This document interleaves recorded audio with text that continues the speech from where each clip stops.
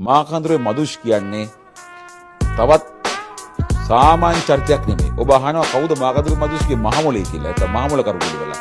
මාකන්දුරේ මදුෂ් කියලා කියන්නේ මාකන්දුර කියන ග්‍රාමීය ප්‍රදේශයේ මාතර දිස්ත්‍රික්කයේ ගමෙන් පළවෙනි මිනිවරුන් දෙකක් කරලා අයින් වෙලා රක්ෂිත බන්ධනාගාරගත වෙලා සංවිධානාත්මක අපරාධ කල්ලි කණ්ඩායමක් හදාගෙන ලංකාව ඇතුලේ මනුෂ්‍ය ඝාතන බැංකු මංකොල්ලකයන් මිනිමරුන් සිදු කරලා දුබයි රාජ්‍යයට පැනලා පොර පාස්පෝර්ට් එකකින් ජාත්‍යන්තර තලයේ ඉඳලා ඉවරලා මද්ද්‍රව්‍ය ජාවාරම්කරුවන් සමග එකතු වෙලා ලංකාවට කිලෝ 100 ගණනින් මද්ද්‍රව්‍ය වාපු මේ මද්ද්‍රව්‍ය සහ පාතාලය අතර ඉන්න ප්‍රධාන පෙළේ මහමුල කරුවේ. ඒ නිසා ඔබ ලඝු කරන්න එපා.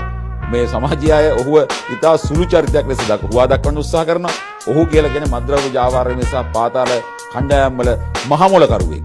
ඔහුට පහලින් මිසක් ඔහුට ඉහළින් කවුරුත් හිටියේ නැහැ. මම ඒ සම්බන්ධයෙන් ඉතාම හොඳින් කරුණු කාරණා දැක්කා.